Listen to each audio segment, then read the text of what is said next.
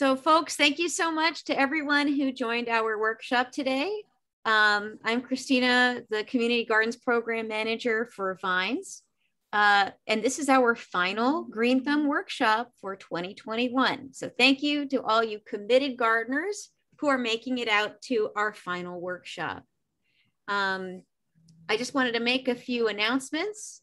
We have some upcoming events with VINES. The main event is actually this Saturday. We are having a memorial life celebration for Professor Dick Andrus, one of the co-founders of VINES and a great mentor and inspiration to many of us. If you would like to register, please call 607-205-8108 or just stop by the Urban Farm to participate in Saturday's memorial. Our presenter is Jarmila Haseler. She is from Cornell Cooperative Extension of Monroe County, and she has a really interesting background. So I'm going to let her introduce herself in a moment. Just a quick reminder, please keep yourselves on mute if there's a barky dog or a lot of traffic behind you. If you want to ask a question during the presentation, you'll see a little chat bubble in the bottom of the screen. I will be monitoring the Zoom chats and Jabril will be monitoring Facebook Live. All right. So I would love to welcome Jarmila Haseler. Thank you so much. Good evening, everyone. So my name is Jarmila Haseler, and I am agricultural educator at Cornell Extension of Monroe County, where I work with farmers and non-farming community as well. And my big focus is connecting them together. Monroe County is a little different because our county is very highly residential. So majority of people, 90% of the people live in the center of it, and the farms are situated around its fringes. So when you ask a local resident how many farms would Monroe County or they think Monroe County has, they would typically say 5 or 7, maybe 10 on a good day, but truly we have over 500 farms. My background is in agricultural engineering from University of Prague in Czech Republic. So I'm sure that you hear my accent. If you don't understand something, don't be shy. Raise your hand and ask, and I will repeat. Let me also introduce my co-presenter, Zach Stoessel. He is our agricultural program volunteer, and he will be taking on some of the slides. So we'll be sort of going back and forth. All right. Okay, well, let's get started. Today we are going to be talking about growing fruit and berries, and mainly berries. You could, Christina said, put your questions into chat. That's perfectly fine. If you do feel so inclined and you want to ask a question or clarify your question, feel free to unmute yourself and ask. All right, let's get going. So berries, today we will talk about the 3 big ones: strawberries, blueberries, and raspberries, in this order as well. So let's start with strawberries, but rather before we get into the any kind of crop, I will talk about general principles or more about general knowledge as a gardener you should all have. And that includes, before you garden, you know that gardening is a lot of work. It's a hard work. So before you get into any kind of growing fruit or vegetables, including berries, you need to consider how much time you have, for example, how much space you have. Are you a formal versus informal person? Are you structured? I also tell people before they begin anything, any kind of gardening project, start small, think large, but start small. Consider growing habits and requirements of each plant. How much space does it need? How much care does it need? How much fertilization does it need? One thing that I definitely want to highlight is utilize companion plantings in your gardens. and incorporate pollinator-friendly spaces and create natural habitats. Definitely beneficial because our pollinators are responsible for over 90% of our food that we eat. So they are hugely important. And then soil, a good gardener knows that a great garden becomes or starts with a great soil. So composting, composted manure, organic matter in the soil is one of the key components of a successful garden. And mulching as well. That's another strategy that you wanna implement in your garden. One thing I want to say when it comes to soil is raised beds. If your soil is maybe less than optimal, you might want to consider raised beds that you can adjust the soil right away. Therefore, you don't need to do any more amendments in the future. You can also avoid compaction because you're not going to be walking into your raised beds. They drain better. The soil also warms up better in the spring. If you do consider or start raised bed, the recipe I use is to mix 1/3 peat moss, 1/3 topsoil, and 1/3 compost together and fill it up. All right, speaking of the soil, many people, here's a soil type triangle that is used by soil scientists and geologists. And then right there you can see, I will be talking today about loams. Often we will be referring to the loams, different types of loams. So just to clarify, on this triangle, you'll see 3 different stream soil: clay, silt, and sand. Those are mineral portions of the soil. And the loam is a mixture of 2 or 3 of them.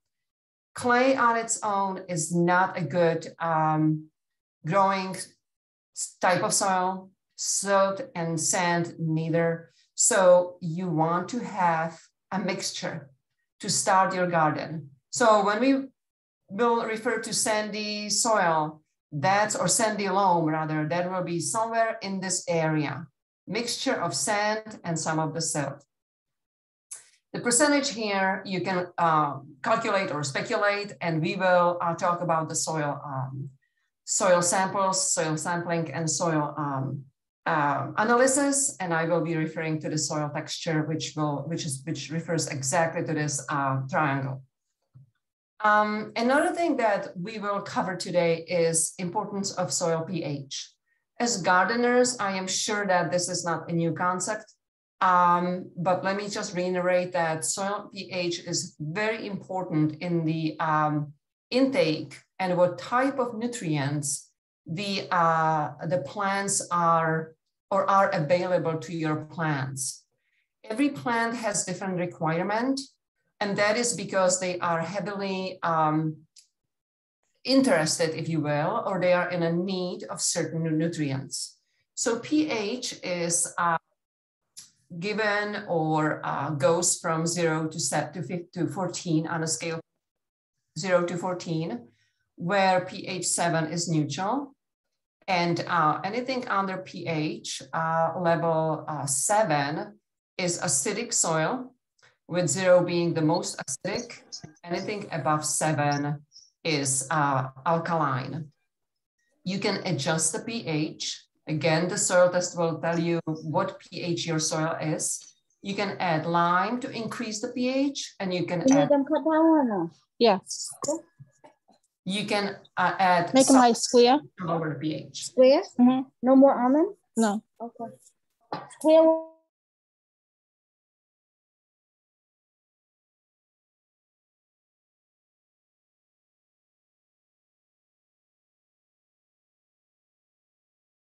Jarmila, I think you are muted.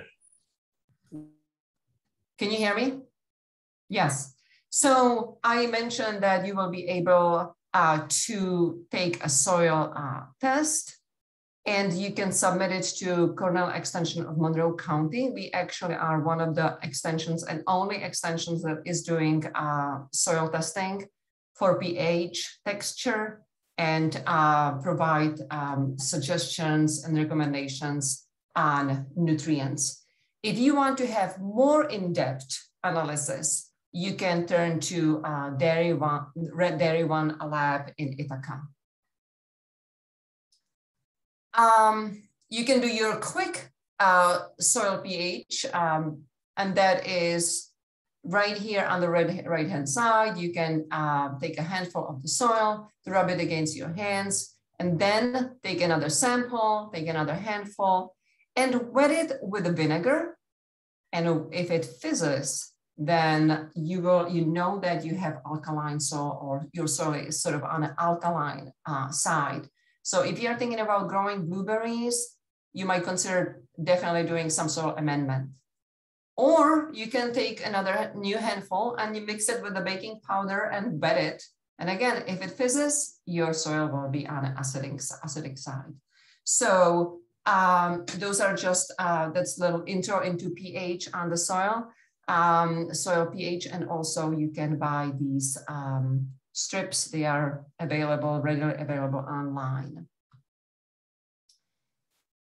When you are thinking or preparing to plant any kind of vegetables or berries or fruits, you definitely want to know what kind of hardiness zone you belong to. Hardiness zone is a defined area that encompasses a certain range of climatic conditions that are referring to plant growth and mainly their survival. You know that certain plants just simply cannot be grown in our area, or they are just marginally surviving. You want to avoid those cultivars or those plants. How you can find your zone is right here is one website, and you have it in your handouts. I call it Zip Zone website, USDA. Not so interactive. You just put in your zip code, and the website will inform you about your the hardiness zone. Or you can visit a new one, interactive hardiness zone map, which is very detailed, and put in your zip code and literally find your address. And then it's gonna give you a detail or really specific hardiness zone number that you are in. Another consideration that you have to think about is frost dates. Frost dates are average date of the last light freeze in the spring and of the first freeze in the fall. That will refer, or that is a concern if you want to plant some early varieties. For example, if you are considering varieties of strawberries that are blossoming, they are blooming early, but your location is prone to some late frost, then you might want to consider and you want to avoid those varieties and plant instead maybe mid-season variety. So here's a map of the hardiness zone. Today, it's been, the hardiness zone map went through many reiterations, and today we have 13 sections. They are divided in the 5-degree segments. So each segment, each zone is 5 degrees warmer or colder than the previous one. So we are here in New York State. I am sitting in Irondequoit in Rochester. So when I look at the zone, hardiness zone map, I see that I am somewhere zone 6B, maybe 7A. However, Binghamton, I believe you would be somewhere like maybe 4, 5A, 4B. So that's definitely something you want to know. And here is also, this is how you can find your last frost date. I believe most of us are in 5B in Binghamton. You are in 5B. Yep. Yep. Okay, that makes sense. So 5B, so your average minimum temperature is -15 to -10. That's your 40 for the year average. The hardiness zone was actually established, or the zone we are looking at now is from 2012. That's the latest version. Another thing that you have to consider is watering. Very important for all the crops, all the berries and vegetables. So how much water you should be really using or watering your plants with? Well, here's a little calculation, and you can use that really for any crop during the year. So you can consider about 1 inch weekly for berries, just as well as for vegetables.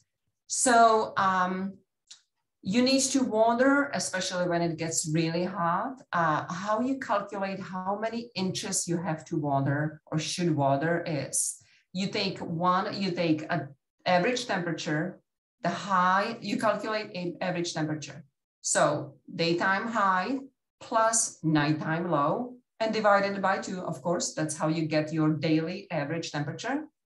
And then if the high in my case was 89 plus 79 divided by 2, my average is 84. So it tells me that if I have to add for every 10 degrees above 60 degrees, I know that I have to add or water about at least 1.5 inches of water in my garden.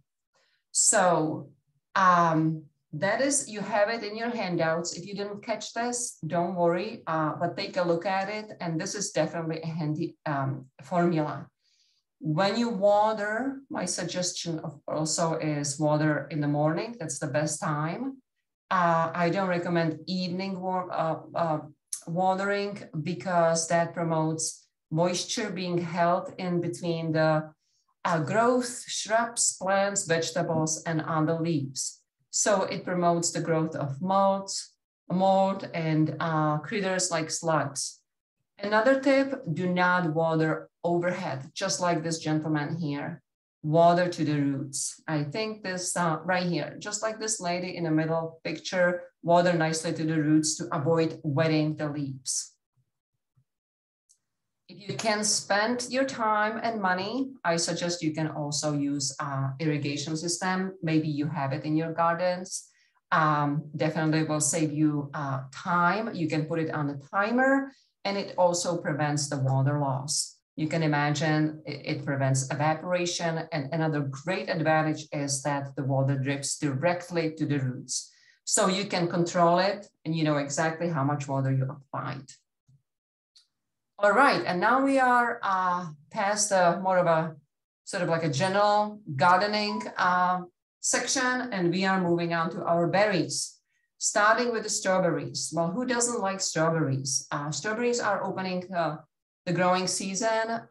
It's one of the first fruits that comes up, and it's hugely popular with the families, adults, and the little ones alike. So when you're thinking about planting strawberries, plan ahead.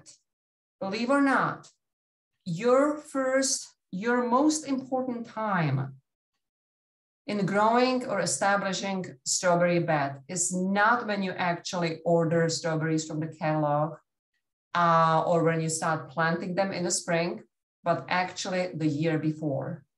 So you want to prepare your bed way ahead before the planting year. Pay attention to your site selection.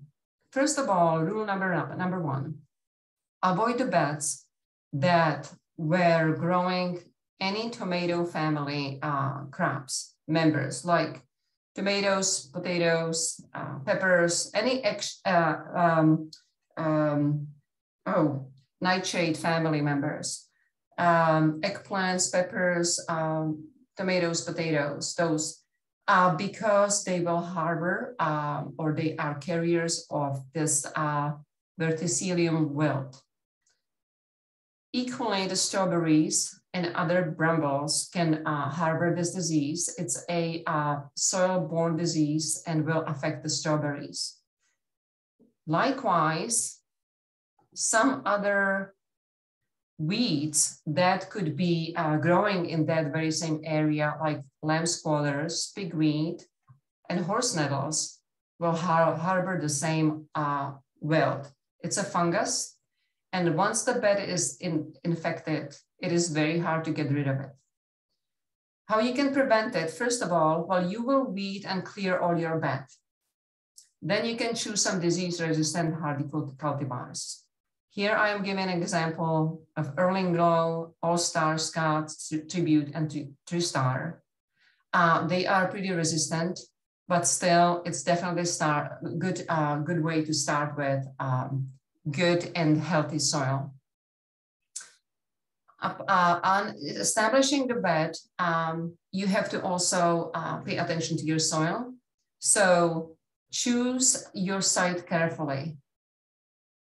Preferably sunny location. Strawberries can tolerate some shade, but minimum 6 to 8 hours of sun is required. Definitely need to be weed-free. We already said that weeds can harbor some diseases. It can also harbor some pests. And more to the point, it will take away the nutrients from your crop.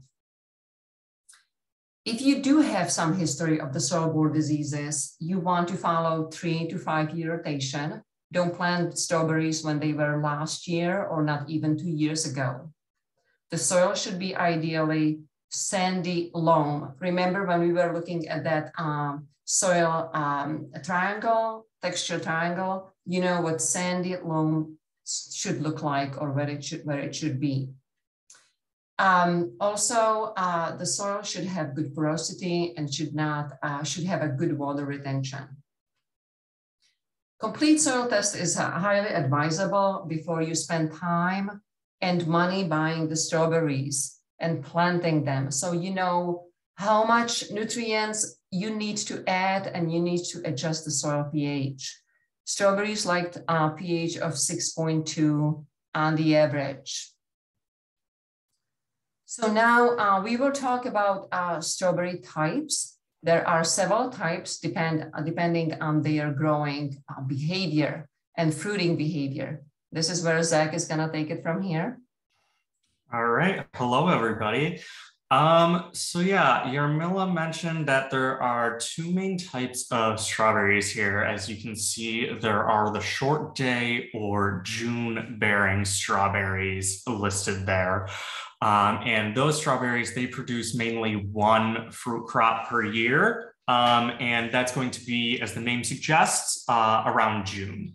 And the difference between that and the day neutrals listed below is that the day neutrals will make strawberries consistently throughout the growing season. So that longer time you can harvest your strawberries, June bearing, shorter amount of time. And there's also everbearing that are listed below, and those produce 1 crop early season and 1 crop later. But we won't really talk about those today because day neutrals kind of are a little bit better than that. But in terms of recommending a variety for you guys to start berry growing with in strawberries, we would recommend a June bearing type. That's because there's kind of less consistent maintenance that you have to do to the plant throughout the growing season. And they also produce a larger overall amount of crop than day neutrals. Also, the berries are often larger and a bit better quality for June bearing, but there are some varieties of day neutrals that kind of help with that. But overall, I would say June bearing is probably the way to go to start. Yep, and so here is a discussion of kind of more June bearing. As Jarmila mentioned, your first year of planting strawberries, you're not going to get a crop really. You're kind of setting it up, the plant's establishing itself, and it's going to grow and take some time to do that. Yeah, they form their flower buds late in the summer, the June bearing, and the flower buds kind of sit dormant over the winter, and then those buds are going to turn into flowers, which then eventually turn into strawberries in the springtime and summer, and that's where you get your berries. And as far as the amount of plants to plant, June bearing kind of grow a bit larger, so you don't have to buy as many plants initially. Here's kind of a breakdown of more June-bearing varieties. And probably the easiest one for you guys to start with would be that early grow listed at the top. One thing to look out for it is it is early season, so it might be affected by some of that frost that might happen early, but it is very resistant to root diseases and leaf diseases. And I forget the exact name, the vermicillion rot or something along that line that Jarmila mentioned earlier. It is resistant to that. So if you do have a garden where you maybe had some of those other potatoes, tomatoes there nearby or something, this would be resistant to it. The Cavendish are also good for resistance, and the Sweet Ann and the All-Star are too. Sweet Ann, that's a day neutral variety. That one we would recommend if you want to go on the day neutral route, because that one, it has very good flavor. The berries are pretty big, and it is somewhat resistant to those root diseases. And one other variety that I want to mention that is a day neutral, if you guys do want to go down that route, is EV2, it's called. EVIE number 2. And that is because those flowers are kind of heat resistant.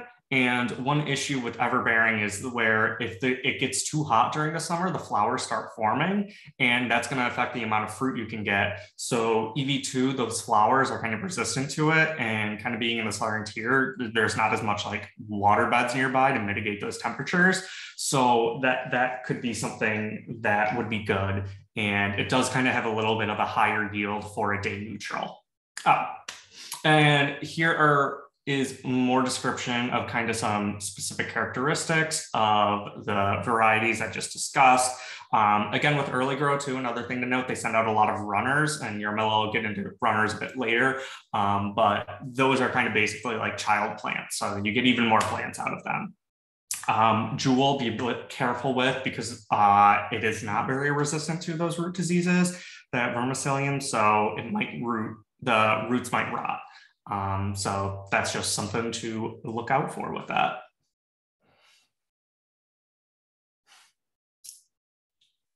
All right. Great, thanks a lot, Zach. This was great. So I saw a question here in the chat. Is that 1.5 inches per week per 10 degrees? And I am, so it's half an inch per 10 degrees, only half an inch. Okay, so as Zach said, June bearing strawberries are most popular, and I would recommend to start with those. They are kind of straightforward. They will give you a harvest once in a season, that is between mid-June to the beginning of July, mid-July, and then you're kind of done.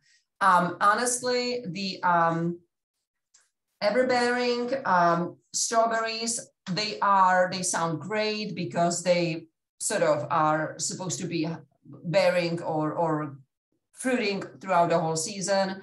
But the commercial growers wouldn't even bother with them, because the harvest from the whole season cannot match to one harvest of the Juneberry plants or Juneberry strawberries. So we recommend the Juneberry or short day strawberries. They are really short days strawberries, and they are called that because they set on flowers when the day gets shorter in the fall, and the daylight goes under 10 hours a day. Alrighty, so strawberry runners, it's definitely, now you have to think about if you want to plant or grow strawberries, like with everything else, you have to get to know it. Strawberry plants consist of, obviously, the body, which is the roots beneath the ground. Between the ground and the leaves, right above the ground surface, is something called crown. And that's where the crown, that's where all the growth happens for the strawberries. Strawberries do not have stem as we know it. They don't have a long stem. They have very short, sort of like stubby stem, and all the leaves and runners grow or stem from it. So now the runners are very important when it comes to strawberry growing or strawberry propagation. You can propagate strawberries from the seeds. However, that takes a long time. Definitely much easier to propagate them vegetatively. That means that you will utilize their ability to produce these runners, as you can see right here. And a runner will become, runner goes from the mother plant to the new daughter plant and so on. And that's what will work for you when you establish your strawberry bed. So planting the year one. So this is the year one care, first year care. Remember the previous year you were establishing your bed, you were preparing your soil, you were keeping it nice and clean away from the, out of the weeds. And now you are planting. In the spring, it's definitely you want to plant the strawberries early in the spring. April and May is the best. You can order your strawberries from a catalog or buy them from the local nursery. Get them from some reputable sources so you know that they are virus and fungus free, that they are healthy. I don't recommend you going to to your neighbor, family friend, family member, and just get the plants from them or from wild, because you just don't know their history and you don't know how healthy they are. So don't plant your strawberry too shallow or too deep. You can see from this picture that you should really dig the hole deep enough so the roots can be sort of like aiming vertically down into the ground. They should not be just like here, picture A. Maybe picture B is already too deep, as you can see on the picture C, or the picture C strawberry is sticking up. It's also not a good situation, and certainly not here the strawberry in this D picture. You don't want the roots to be sort of like bending one way or another, because not only that they can't properly spread into the ground, but they also are now become too congested and they can support healthy growth of the plant. When you order your strawberries, they typically come in bundles. You can see a bundle right here from a nursery. You can order them in the winter and ask for a delayed date to send it to you. If that happens, just put them and store them in the refrigerator. So in the first year, you want to remove all the flowers and support only the vegetative growth. So 2 different planting systems. You can. Jarmila, before we move on, I think there's a question about transplanting runners. Jane asks, how about transplanting my runners right now? Yeah. So I don't suggest transplanting the runners only in the spring. In the fall, planting strawberries after July the 4th and on into the year is not it's too late. They cannot establish and they cannot set on the proper sort of like a regimen. So short answer is no. Wait until the spring. So 2 planting systems, we have matted rows and ribbon growing on planting. I will cover this real quickly. So matted row, let's just go to the next slide and you'll see exactly what I mean. So the matted row means that you purchase a little bit less plants than you need for the ribbon row, and plant them in a row. You're going to plant them about 12 to 18 inches apart, sort of side by side. And you establish 2 rows, 2 feet apart. And as the plants set and they will develop their runners, you take the runners and you spread them around the mother plant, just like you see it here to the right on this picture. Ideally, you want to have about 5 to 6 runners from each plant, and they will just sort of surround and fill in the. It is very 18 inches of the plant is recommended, just what you see here. So it's a foot and a half width with 2 feet in between for the path. It's an optimal width because the strawberries tend to ripen better and be healthier around the edges. So broader or wider bed is not advantageous. It's also easier to maintain if you actually get from both sides to inside of the bed. Remember, you will be plucking the flowers the first year. So all these the other plants can really establish their roots and they can develop. They will not spend their energy in fruiting. So that's your first year. And fertilize. A lot of nitrogen fertilizer when you are establishing that first year growth. The ribbon it's rare. It is what commercial farmers or growers are doing. They they increase the number of the plants from those 12 to 18 inches down to 3 to 6 inches apart. So there's a higher density of the plants. It is a little bit more expensive.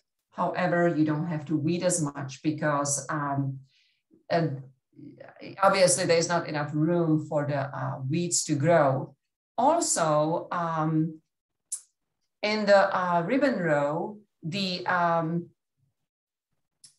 don't pluck the flowers. So another difference is between matted and ribbon is that you harvest the strawberries the very first year. But the harvest is very small, so it's probably not worth it. And I would suggest the matted rows and wait that 1 year. Winter survival. So you definitely want to cover your plants for the winter. Strawberries, out of all berries, are the most susceptible to the frost or winter damage. On the other hand, because they are low growing, it's really easy to protect them. You can cover them with mulch. And their resistance kind of depends on not only cultivar, but also on the weather, how long they had to adjust before the winter hits. They do acclimatize to the cold temperature. They take between 6 to 8 weeks period, and they should be ready for the low temperatures. You still want to, however, protect them just about every year with mulch. Don't mulch them too early. Maybe the end of mid-November, the end of November, if you can wait that long, because actually strawberries are evergreens, believe it or not. They keep assimilating until they keep assimilating and taking energy a year round. So that's why on the other side, in the spring, you want to also remove the mulch as soon as you are out of the danger of the frost. Remember your frost dates? So know your frost dates. So you can mulch for the winter. You can use straw. You can use leaf mold. That's typically what majority of the gardeners have available. You can also cover or use the floating covers like Agrobon for the especially in the spring, when you know that the frost is just about to come, you spread the mulch and you want to protect them for that 1 or 2 nights. So you can use the floating covers. The following spring, inspect your growth. After opening or spreading the mulch, you can move the mulch into the pathways. That's where it's going to break down, and it's also going to prevent the weeds from growing. But spot check your your plants and see how they survived. Here on the top, top right corner, you will see this is a plant with a frost or cold damage, winter damage. So the crown, when you see the brownish, orangish kind of color in the crown, that you know that this plant will not survive, especially under more stress like hot temperatures and dry, too hot and too dry, the plants will not survive. So that is this in the spring. Again, know your dates of for local frost and keep an eye on the weather. So after your spring or the summer, the winter is over, you can also renovate your strawberries. They will not suffer. You will actually, it's a kind of like a new technology or new step. You can actually sort of boost their growth. It's the whole idea is to get rid of old leaves and rejuvenate your strawberry plants. So you can mow or clip to the height of 3 inches your strawberries. You can use the lawnmower. You can rake over the soil to cover the crowns to 1 inch, and then you can fertilize and water. And the plants will literally just kind of like set new roots, and they will become more vigorous. And the renovation, you can also apply fertilizer. You can use NPK 10-10-10 fertilizer, so equal amount of nitrogen, potassium, and sulfur. You can use 5 pounds per 100 feed row, all at once in the spring, or you can break it down between 3 pounds in the spring and then the rest in the fall, in September. So growing day neutral strawberries, we already talked about it. One thing that I would warn you, I have Zach here, you're going to, but I think Zach, you already covered that. But one thing that I want to warn you about when you're growing day neutral strawberries, and they are fun, there's nothing wrong with growing them, but here you want to look out for tarnished plant bug control. That is a very invasive insect that is will cause big damage, can definitely potentially damage your crop. This insect has up to 5 generations per year, and as well as larva or nymph, rather, an adult will suck on the strawberry buds. And then the strawberries are, these strawberries kind of look okay here on this picture, but what you will see is kind of like shriveling of their tips. And eventually they will just kind of not even look like strawberries. They are going to be sort of like miniature shrunk mummies. So that's one warning when it comes to growing day neutral strawberries. Strawberry problems to look out for is grape mold. Looks like this, and I believe that many of you probably saw that.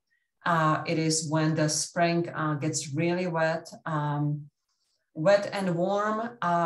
It survives, the spore survives and overwinterize in the soil, and then infect the fruit. Typically, once the fruit is infected and the infection starts from the tip, it's typically too late. Leaf spot is, you can also spot it or notice it. I'm sure you're familiar with this kind of appearance. It's another fungus, but it's not much to worry about. It's pretty common fungal disease. Jarmila, we have a question from the people viewing on Facebook. The question is, to clarify, what time of year for mowing and clipping the berry plants? That renovating, what time of year would you do that? Okay, so you want to do it early in the spring. I would do it like in the second year of my planting, because first year you have a prep year. The very first year is year of planting. So you start this at the second year and you do it early in the spring. Thank you. April, I'm gonna say April is a good time. Again, depends on the weather. Strawberry pest problems. I mean, in a garden and a small bed where you can watch your, look over your crop, there is not too many. Actually, right here, can you see that picture right here on the bottom?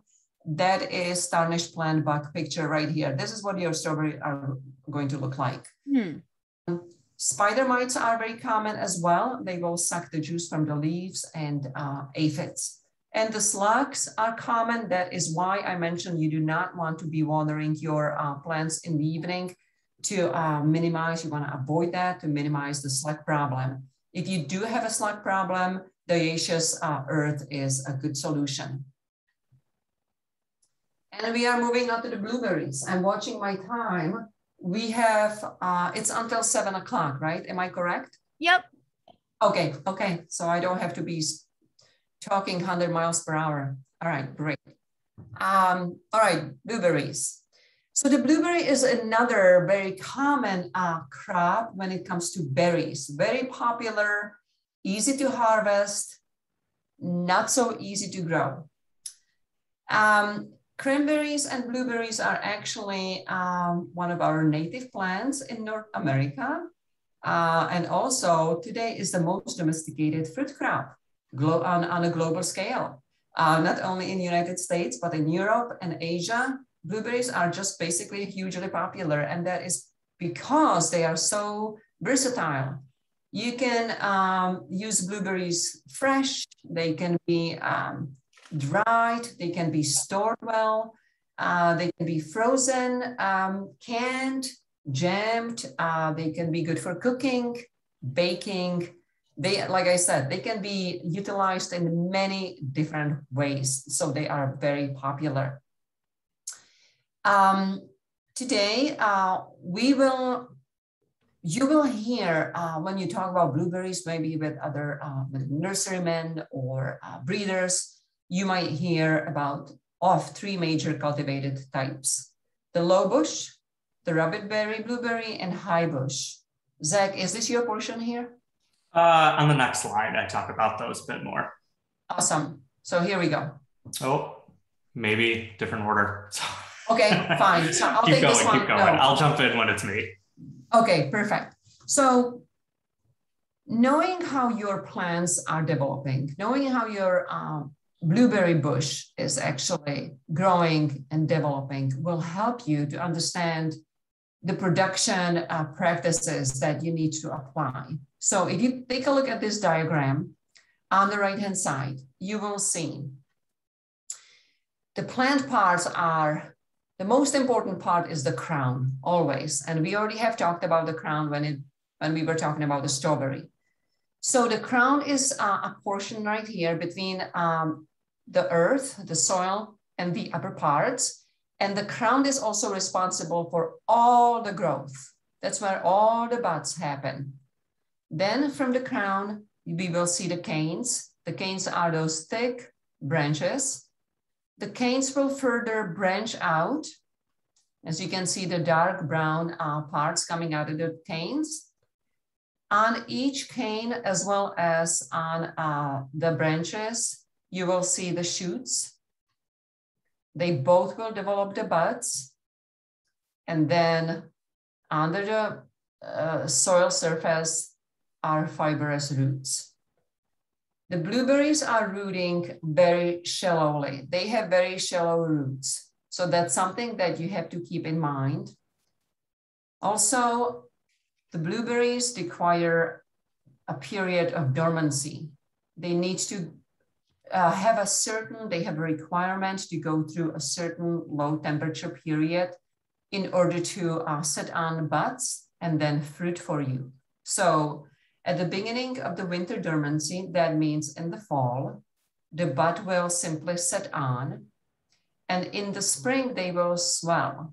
And moving into the summer, as you are observing your plants, the buds will break. The shoots right here will elongate. The shoots are basically those thin branches coming from the canes and from the branch itself. They will elongate, and sometimes they will also start from the bottom, from the crown.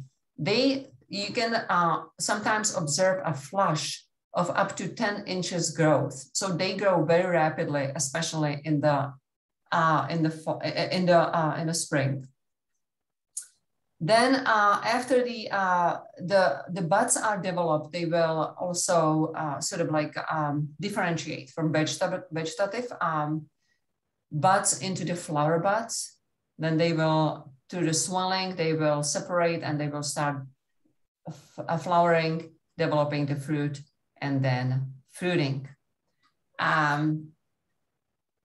Blueberries are deciduous, so in the fall they will get this beautiful color. And I think I have, look at it. So you can see this beautiful color right here. They can be really decorative, and eventually in the fall they will shed the leaves like any other deciduous tree, like your maples, like your apples, not like an evergreen. They are not evergreens. We know that strawberry is an evergreen, but blueberry isn't. You can see right here on these pictures, on the very bottom picture on the left, there are two types of buds. So the pointy bud, so the buds start as vegetative buds, but at certain point of the plant's development, they will differentiate, and some of the vegetative buds that they look like this. The vegetative bud is kind of, it's pointy, and it will become future leaf, just like here on the right-hand side. Some of the buds, however, will become a fruit bud. It's gonna be your future flower bud and future fruit. They will change the shape, and they will sort of become rounded and eventually differentiate further into the flowers. So each bud can have up to from 14, 15, up to 17 flowers. And typically the flower buds will open up or start opening on the top of the bush.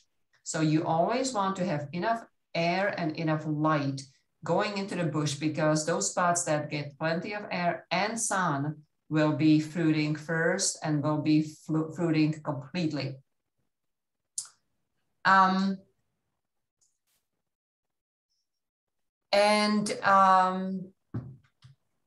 Let me move on. Oh yeah, so here is Zach and his portion on different blueberry varieties. Okay.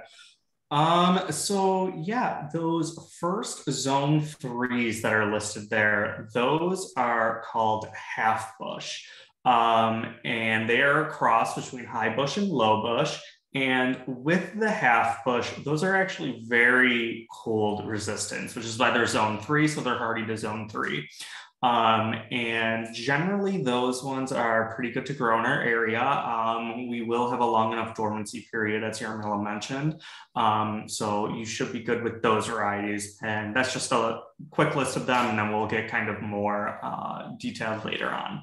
And those zone 4, those are all high bush blueberry varieties, northern high bush, I should say, because the southern high bush, those are really kind of like zone 7 and up. So really you can't grow them in New York.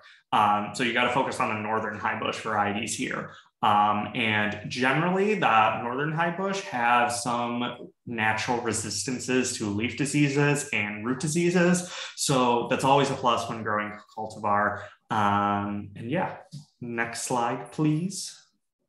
Mm-hmm. Okay, so cross-pollination. Cross-pollination is something that's very important with blueberries. So what you can see what happens when cross-pollination happens is those small blueberries in the third row.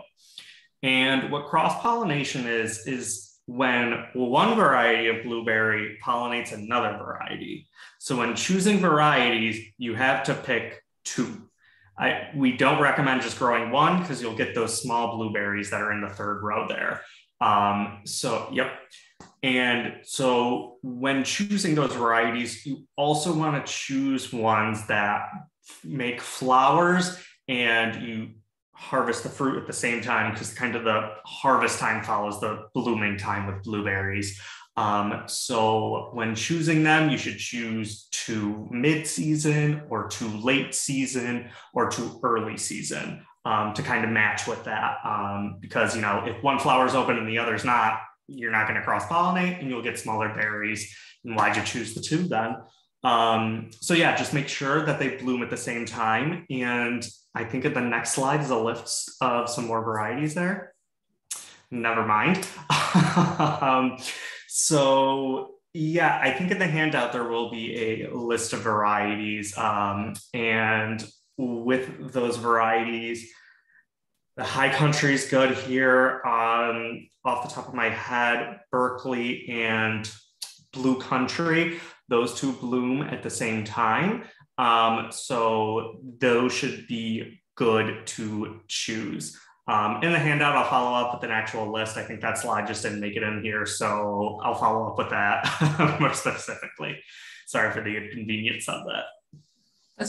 That's great. Thank you so much. That was good. So you can see on this slide, if I go up and down here, the example is Jersey and Spartan. So as Zach said, you don't want to be choosing blueberry variety that is too early, blooming, the blossoms open very early, and then a late season variety. Because when they open up, they will basically never sort of like meet each other. Structure of the blueberry flowers is such that it discourages self-pollination. So if you can, for example, think about, do you have enough pollinators in your garden? Can you start or establish pollinator garden in some separate corner? Do you have possibly a beekeeper or orchards in the area? Think about that. This will definitely, cross-pollination will increase your yield in terms of numbers, as well as in terms of fruit size. So pollination is very important. I also wanted to say that the dormancy breaks down, or is, when it comes to late flowering and fruiting varieties, the dormancy ends when the temperature goes up over 45 degrees Fahrenheit. So if you have early frost situation or location, also stay away from those late fruiting varieties to prevent a damage on your plants and actually get some harvest. Okay, site selection for your blueberries. So, you know, time to plant is time well spent, as we mentioned before. Blueberries are not as easy to plant. They need some time to establish. Also, they are obviously not easy to get rid of. You're not gonna be planting the bushes and then a year later you said, well, actually I don't want them, I want something else. So think ahead where you want to plant them. Site selection affects longevity of the plants and also their health. So choose carefully your future blueberry patch. You will have to do, there are only very few locations that you don't have to do anything to the soil. Most likely, majority of people, when they want to grow blueberries, they will have to adjust the pH especially and make some amendments to the soil. So blueberries are low pH loving plants, so you will have to adjust the soil.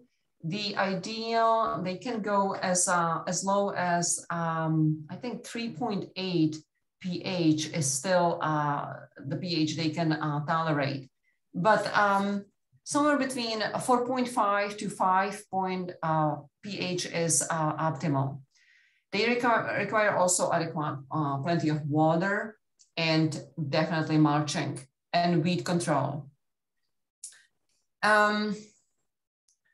We will talk about pruning and harvesting, and then spotted winged drosophila. So, Jarmila, there was one question on mulching. Anne asked if it was possible to mulch with pine needles and if that helped out with the pH. great question. We will talk about the mulching, and let me answer a little later, but that's a great question. And short answer is yes and yes, but I'll cover that. Thank you, Zach. Thank you, Anne. So planting and preparing the first year. So like I said, you have to evaluate your soil and your site. Well-drained soil, ideally sandy and plenty of organic material. Make sure that you have access to the water, and again, do a soil test. I recommend having a soil test done. Here we go. Adjust the pH to somewhere to 3.8 to 5.5, ideally for 0.5 pH level. You can adjust the pH by adding sulfur. Ammonium sulfur fertilizer is the best fertilizer that I recommend to adjust your pH. Also, right here on this picture, so if your garden has, let's say, you can grow rhododendrons, azaleas, you might be able, or your soil should be able to take and maintain good growth of blueberries, because those two different, type of plants, like acidic soil. So if your rhododendrons and azaleas are not looking like this plant, they are not looking pale yellow or green, anemic, then you should be okay. If you see this kind of anemic or yellow, yellowish color, the leaves are turning yellow, that's a bad sign, and that means that your soil has a high pH, and you have to do definitely something about it. Okay, so the planting here. So you get your plants again from a reputable nursery. Doesn't matter whether you get them bare root or whether you get them in a pot. The bare roots are typically maybe 1 to 2 years old, 2 to 3 years old. And the potted ones can be also 3 to 4 years old even. But again, doesn't matter which one you get them, they will typically behave and produce equally. There's not advantage between one to another. You plant them in the early spring and immediately start pruning. Believe or not, you want to prune your young plants. So you plant them in the ground and you prune them about halfway. If you have some flowers on those plants already, get rid of the flowers. You don't want to exhaust your new planting or your new plants. You want to give them enough energy to establish their roots. Another thing that growers do, or advice that I can, or another thing I can recommend, with every plant, also incorporate 1 pound of wet peat moss. And I emphasize wet peat moss, not dry peat moss, because dry peat moss actually sort of does not wet easily. So if you incorporate just dry peat moss, it might actually take away the water or kind of prevent from wetting the area that needs to be wet for the roots. In the summer, you will be weeding and weeding and weeding. You're gonna be clearing your pathways and alleys, and you will apply at the end of the summer, apply the mulch. Spacing, I will talk about the mulch. We will get to the mulch, but spacing. So here is your diagram.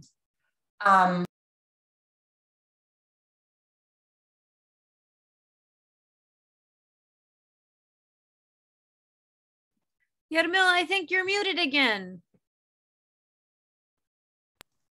Ta-da! Can you hear me?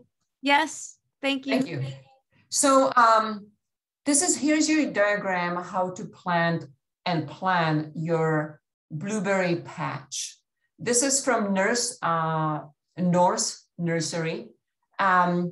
You can see that you're going to have or need a lot of space. So it is recommended that you will position or plant your blueberries between 4 to 5 feet apart in a row.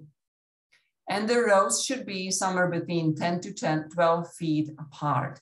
And that is for the maintenance.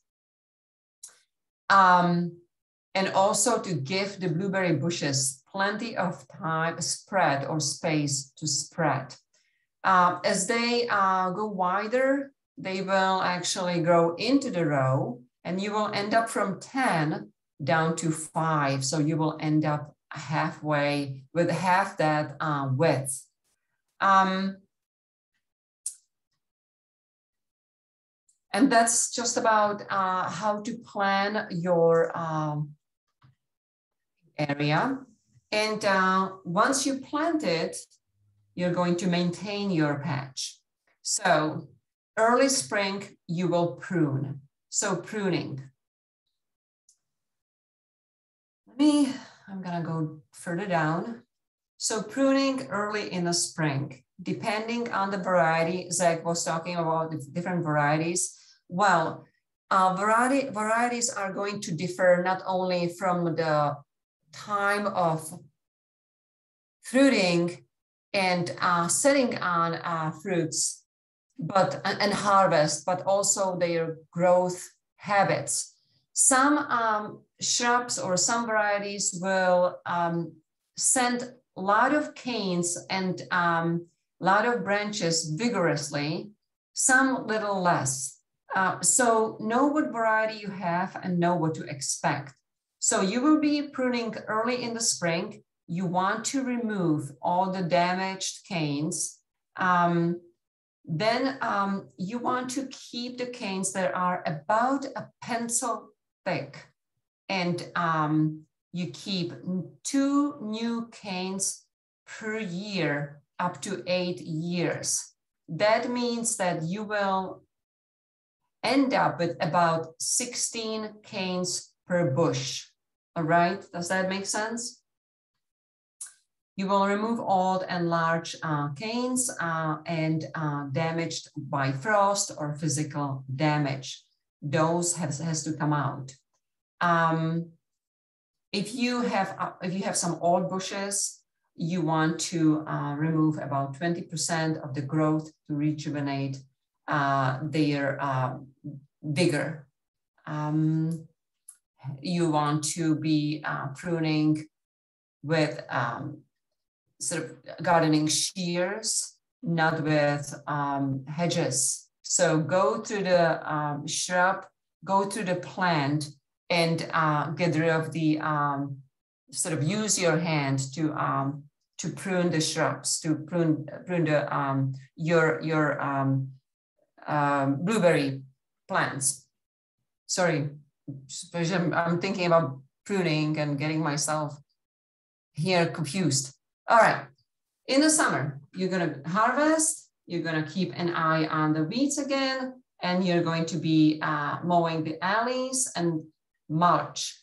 So blueberries have very short, kind of shallow roots, like I mentioned. They also have an interface with the mulch. So they will sort of send their hair-like roots into the mulch. So you don't want to rake the mulch like you did with the strawberries. You do exact opposite. As the mulch is breaking down, you have to add the mulch later on in the fall or again in the spring to suppress the weeds, to keep the weeds from taking over. So don't rake the mulch. And also when you are weeding, be very careful. You don't want to be weeding heavily. Don't use any rototiller, but kind of hand weeding, or just with some sort of like a prong, or use a hoe. So do manual weeding, basically. You don't want to damage the roots that are right below the surface. For mulching, okay, we are, let me talk about mulching. So the mulching is, for mulching, ideally you want to use some soft wood sawdust. You can also use bark for mulch. The needles, you ask about the pine needles. Yes, they are excellent source for mulch. They are going to, when they break down, they acidify the soil. So that's a great combination. If you do have plenty of needles, pine needles, then use those. Hardwood mulch is also good. However, that breaks down very slowly. So those are good mulch materials. Again, keep on piling mulch on when it comes to blueberries. Keep the area around the plants weed-free. And here on this picture, you can see from non-pruned or unpruned shrub what it should look like when you are just about done. So get rid of the old ones, old broken damaged branches, and keep the branches, only the healthy ones, and keep them to your 16 branches or canes maximum. Blueberry pest problems. I'm just kind of thinking that I want to mention something and I just can't recall what it is, but maybe I will remember. Okay, blueberry pest problems. So obviously the birds are big problems. They will pick up the blueberries before you do. So what people use is you can use netting. You can also use some, vocal scarecrows. But birds are really hard to deal with.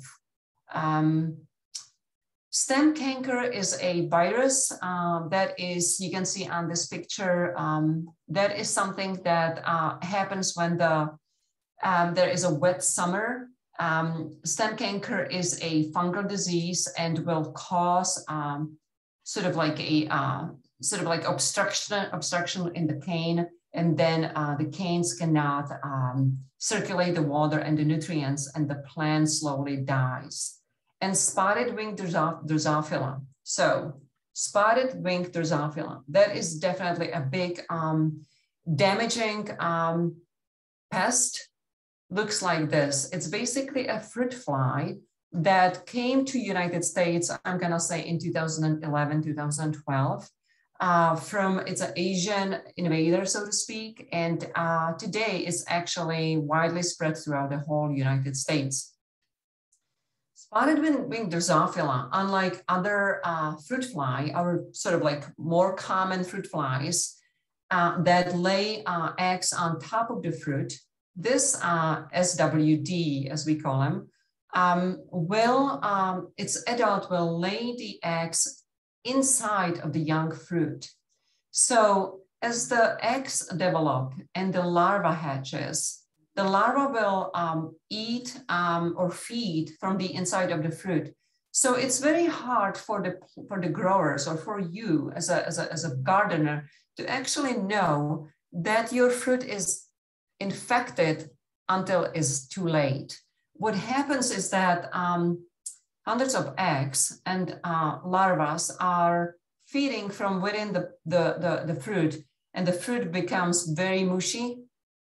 You can possibly spot when it kind of like starts kind of like lose that shine and sort of shrivels, but by then the fruit is inedible, and for the commercial growers is definitely unsellable. So that's definitely a big problem for the berries. So one solution to that is the spotted winged Drosophila, sort of like it kind of like is infecting the fruit starting in midsummer. So the best protection is to grow earlier varieties rather than late varieties. So that's something that you want to definitely focus on when you're planning your blueberry sort of layout.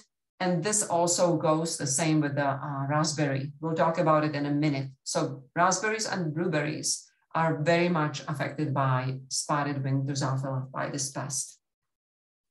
You can set up the monitoring traps. Here is one. This one is, it's basically contains the vinegar, and it's sort of like trapping the flies during the summer, so you have an idea what, how many, if you have a problem, and how severe it is. So, any questions on blueberries, because we are ending the blueberry chapter and moving on to raspberries. I'm watching the time here. Any questions? All right, 15 minutes left, perfect. Now I have a question for you. How many berries can you see on the slide?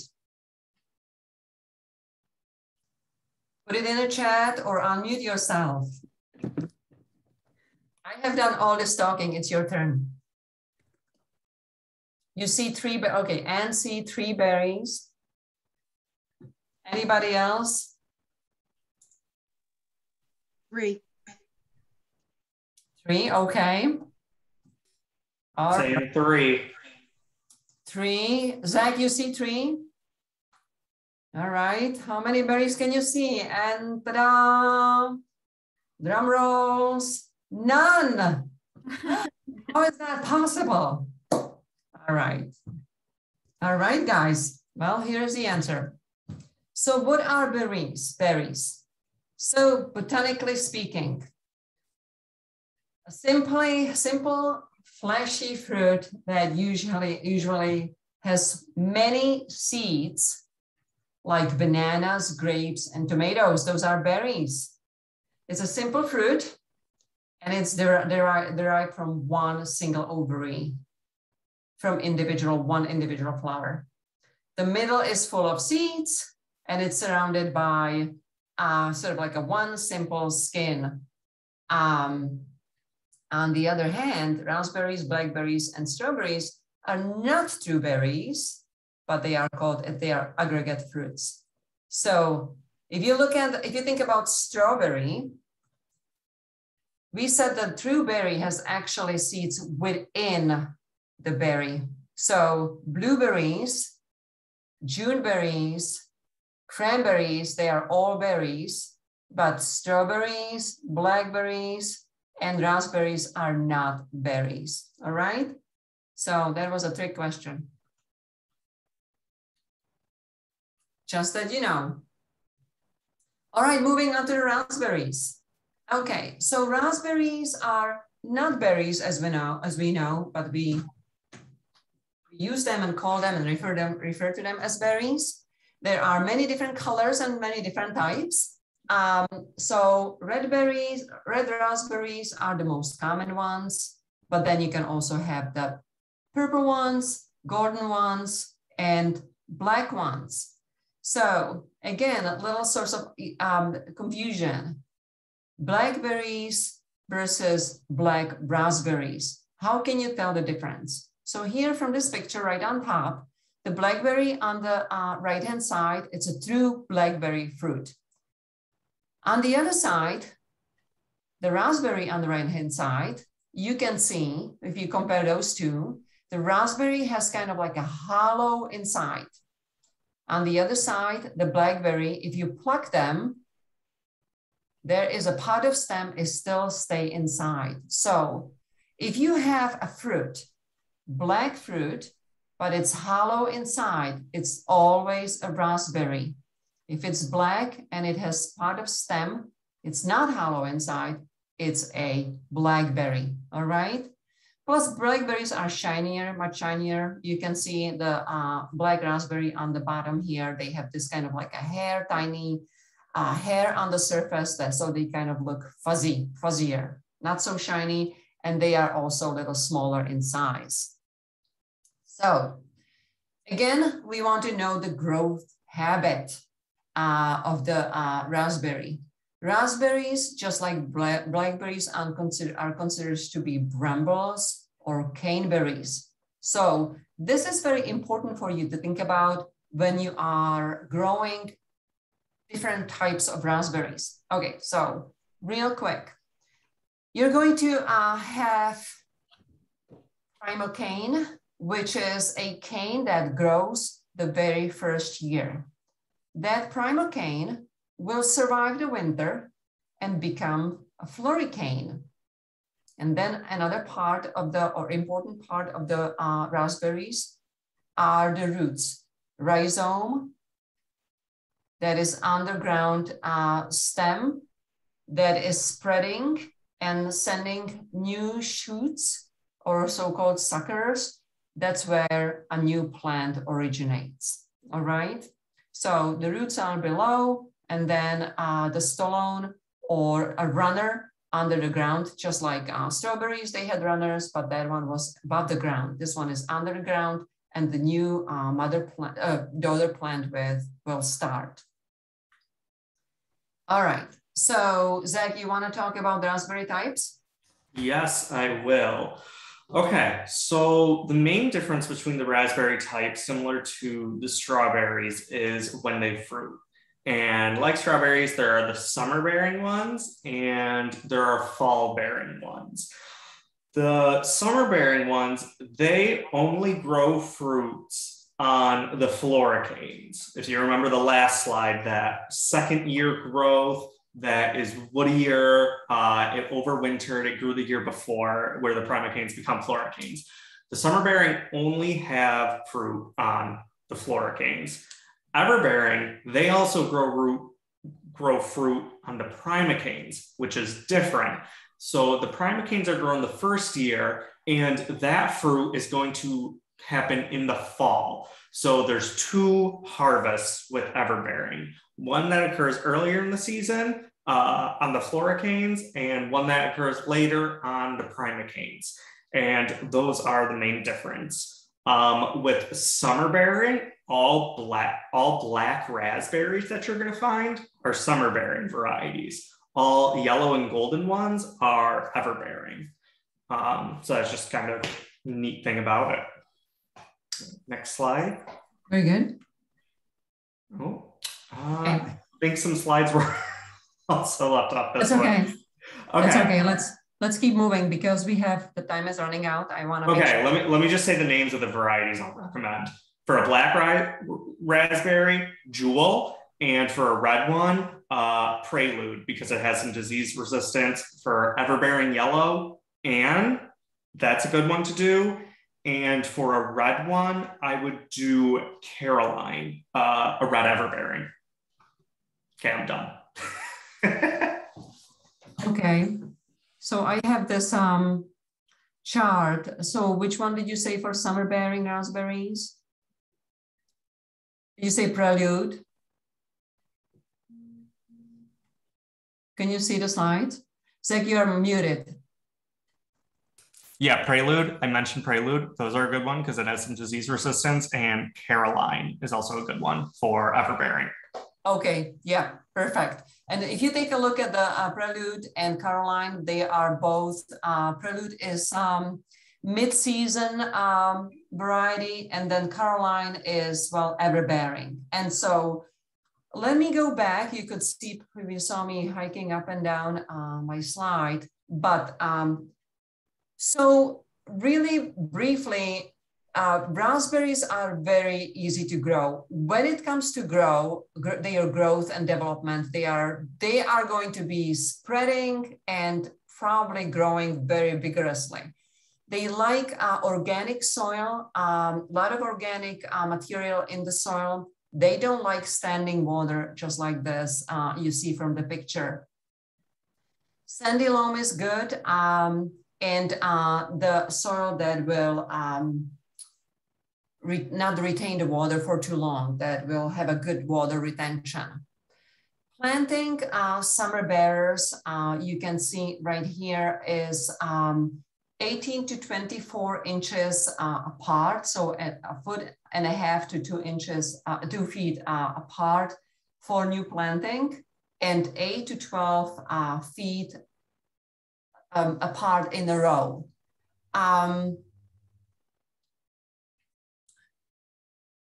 That's pretty straightforward. You can buy the canes from the nursery. Again, do not spread them from your, I don't suggest from your sort of neighbors or good friends, because they can harbor virus. So get fresh plants from the nursery and start planting, best time in the spring. Trellising, summer bearing, floricane, fruiting, raspberries is pretty straightforward and easy. Recommended sort of like a shape is here in a V shape, V trellises. They are called V trellises. V trellis or any trellising system will sort of promote enough air flow into the growth, into your rows, plenty of sunshine, will prevent the breakage and also makes the harvest easier. So you can see here those the rebars or metal stakes, and then you can stretch the wires in between. Recommended length is 30 feet maximum. All right, summer bearing. You want to prune them early in the spring and then trellis them. You fertilize in May, just when they start developing their roots. Again, we already have talked about 10-10-10 NPK fertilizer, 5 pounds per 100 feed row the first year. And then you will increase that amount for the following years.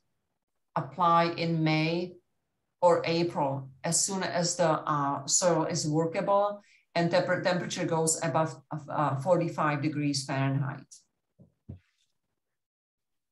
All right, how do you determine the age?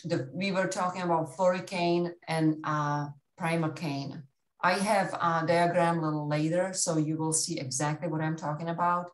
But if you take a look carefully at these canes and the bark, you will see kind of different colors.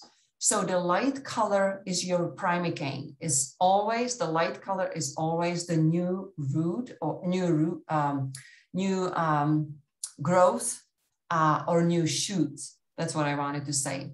Those are with the bark brownish, orangish color. That's from the last year. That's your floricane. So kind of that's in a simplified way of saying that. So pruning, summer bearing, red raspberries. So in the spring, you can see, so you can floricanes branches. They were there from the last year. They will be fruiting. They will fruit in the middle of the summer. In the meanwhile, your primocanes are already shooting right up here. So you can see the primocanes are coming in the very same year. So you harvest from the floricanes right on top, and then your floricanes are shooting that very same spring. And as you're moving into the late summer or fall, you're going to cut off your floricanes. They are right here now. And in the meanwhile, your primocanes took off. And here they are nice and tall.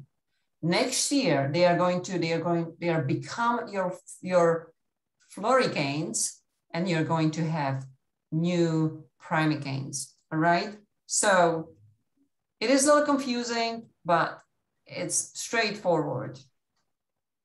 Like Zach said, pruning, summer bearing, black and purple, they are a little bit more brumbly, so to speak. So when you are growing your black or purple and gold raspberries, plant them in the spring.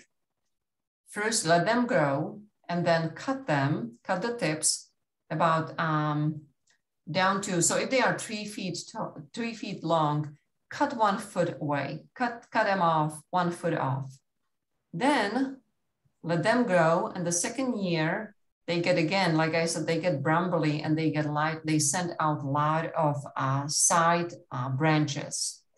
So shorten these to about 1 foot length, and then shorten them further so they can set on buds. That encourages the buds. And then that's how you get a lot of harvest from those raspberries. So pruning is very important for different types and different colors, so if you will. Hi, Jarmila. I just wanted to jump in and say thank you so much for such a great presentation. We are getting over time. Oh yeah. Do you think we can maybe basically summarize summarize the most important to us and maybe open up to some Q&A? Thank you. So so we covered everything here from the pruning. We've done this. Trellising the fall bearings, the ones that we were just talking about, is also similar to the ever bearing and spring bearing rather. And one thing that I want to mention is the spotted wing Drosophila is another thing that you have to watch out for the raspberries. Otherwise, we really covered everything that we had to. For the raspberries is that pruning, the pruning practices are something that you really want to make sure that you know what you're doing. And that's just about all. So thank you so much for your time. If there are any questions, I am happy to stay on and answer any questions. Jarmila, thank you so much. I think we all agree that that was very interesting. Okay. I'm sorry. I love puns. Me too. Are there any community members that want to unmute themselves and have a conversation? If you want, I'm actually going to send out a feedback form for the people who are in the workshop now. It's in the chat box if you want to give us some feedback about this presentation. We really appreciate it. It helps us plan our future programming. Any questions from the group?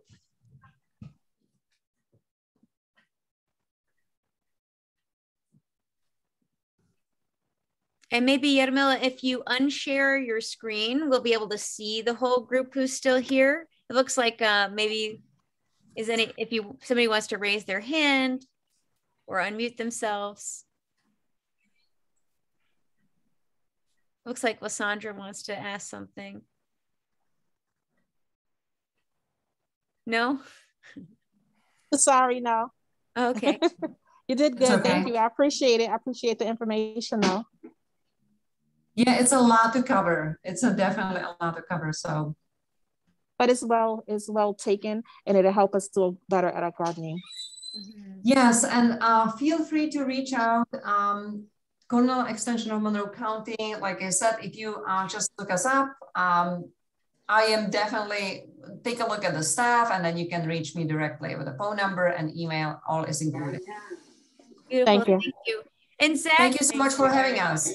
Thank you so much. And we hope you folks come and visit us in Binghamton sometime soon. So come check out some of our community gardens. Thank you so much. Yeah, that sounds fun. Mm-hmm. Thank you for having us. Yeah, we learned so much. And Zach, I just wanted to know, can I ask for your last name? Because when I make the video, we want to just recognize all the contributions. Of course, it is Stoessel, spelled S as in Sam, T as in Tom, O-E, S as in Sam, S as in Sam, E-L. I guess you've spelled that. Tina, I also yes. I put it in a chat, so. Very good. Oh, that's probably so much easier. Yeah. It's okay. Thank you. Thank you very much. Any other garden members want to ask questions before we say goodbye to Jarmila and Zach? Or you can share your experience. Do you have any difficulties? Do you have any successes? Let us know. Or goals. Maybe you have goals for next year for your garden. yeah, or hopes. Mm-hmm.